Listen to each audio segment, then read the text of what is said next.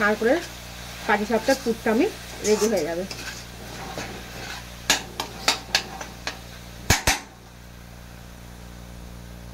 দেখুন আমার শেষ হয়ে গেছে। এইটাকে পুরটা আমার রেডি। গ্যাসটাকে অফ করে দিয়েছি। দেখুন গোলাটা আমার রেডি হয়ে গেছে। আমি তো বন্ধুরা আবার একটা রেসিপি নিয়ে আপনাদের সামনে চলে এলাম। আজ পাটিসাপটা কী করে বানাবো আপনারা প্রথম থেকে শেষ পর্যন্ত দেখুন। দেখুন আমি চাল ভিজে দিয়েছিলাম, ভাতের চাল। এটা ভাতের চাল নিয়ে নিয়েছি। ভাতের চালটা দিয়ে আমি পাটিসাপটা বানাবো। ভিজে দিয়েছিলাম আমি, সকালবেলা ভিজে দিয়েছি। ধরো 8-9 ঘন্টা রাখতে হবে ভিজালতে। দেখুন নারকেল কুড়ি করে নিয়েছি, নারকেল কুড়ি দিয়ে আমি এটাকে গুড় দিয়ে মাখাবো। তার আগে আমি চালটাকে মিক্সিতে বেটে নেবো। চলুন দেখুন চালটাকে আমি সব দিয়ে দিলাম। মিক্সিতে আমি গুঁড়ো করে নেব।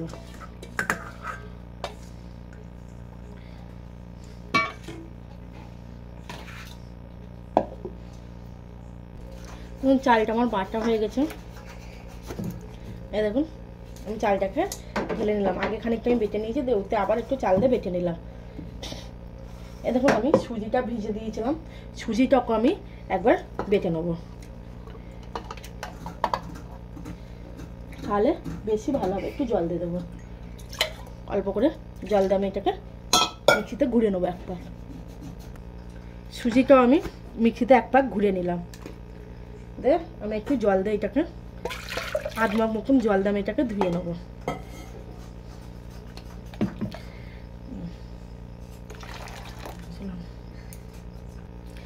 হালকা সামান্য আমি লবণটা দিয়ে দেবো স্বাদ মতো।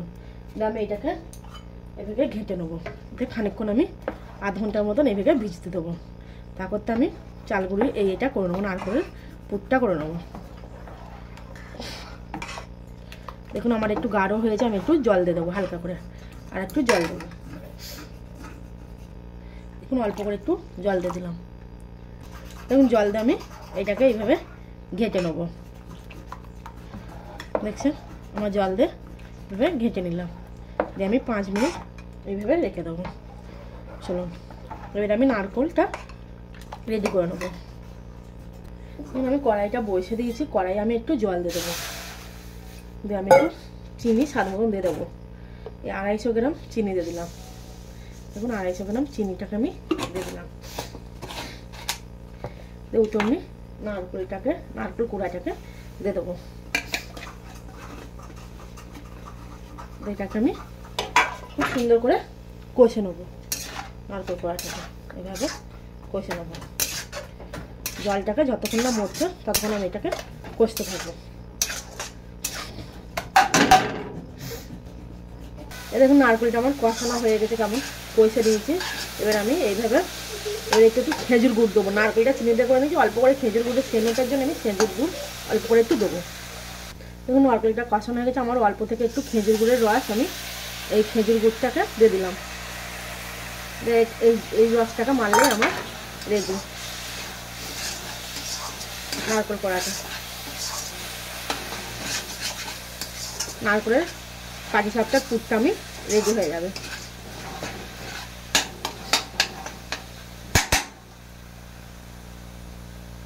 দেখুন আমার শেষ হয়ে গেছে। এইটাকে পুরটা আমার রেডি।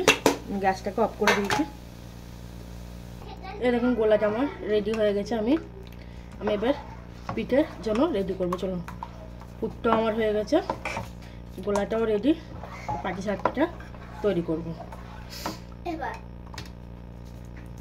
দেখুন বন্ধুরা তাওয়াটা আমি বসে দিচ্ছি। অল্প একটু সাদা তেলটা দিয়ে দেবো। তেলটা দিয়ে আমি গরম করে নেবো। তাওয়াটা আমার গরম হয়েই আছে। আমি তাওয়াটার একটু তেল দিয়ে দিলাম। তেলটা আমি একটু হালকা করে গরম করে নেবো। দেখুন তাওয়া আমার গরম হয়ে গেছে। আমি এক হাতা গোলাটাকে নিয়ে এইভাবে দিয়ে দেবো। দিয়ে আমি এইভাবে ঘুরিয়ে করে নেবো। দেখুন দিয়ে হালকা আঁচে হতে দেবো। হালকা আঁচ দিয়ে আমি হতে দেবো। চলুন দেখুন নারকেলের পুরটাকে আমি এইভাবে দিয়ে দেবো। নারকেলের পুরটাকে আমি এইভাবে দেবো।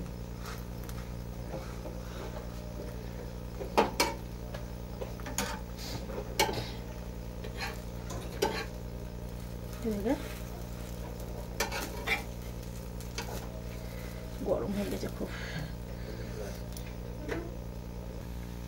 এই দেখুন নারকেলটা দেখেছি আমি, এবার এই ভেগে তুলে দেবো। এই ভেগে একটা করে উল্টে পাল্টে দেখুন কেমন হয়ে যাচ্ছে, কেমন খুব সুন্দর কিন্তু পাটে পাটে উঠে যাচ্ছে। এইভাবে এই দিলাম।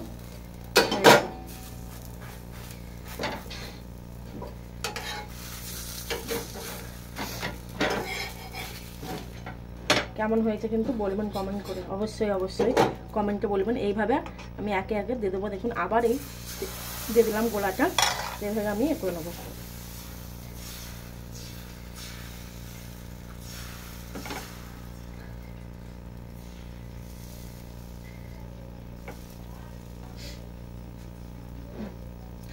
এভাবে বানাতে থাকবো। দেখুন আবার একটা বানিয়ে নিলাম। এই ভেগে দিয়ে দিলাম নারকেলটাকে। গরম খুব, এইভাবে গুটে গুটে করতে হবে।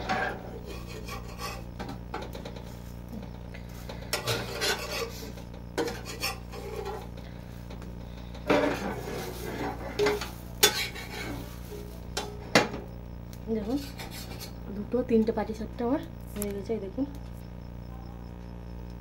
এই ভেগে আমি বাকিগুলো সব বানিয়ে নেবো।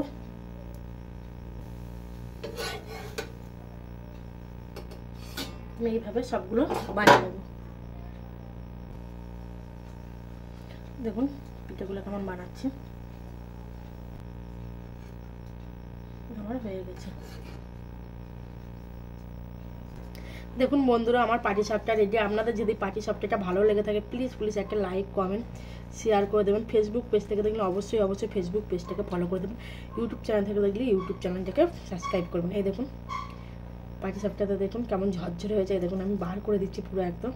এই দেখুন ভিতরটা দেখছেন, এই দেখুন কত সুন্দর হয়েছে। আপনাদের আমি পুরো ছিঁড়ে খাটে আপনাদেরকে দেখে দিলাম। চলুন আপনাদের যদি ভালো লেগে থাকে অবশ্যই একটা লাইক কমেন্ট করবেন। দেখুন কত সুন্দর একদম পাটিসাপটাটা দারুণ হয়েছে।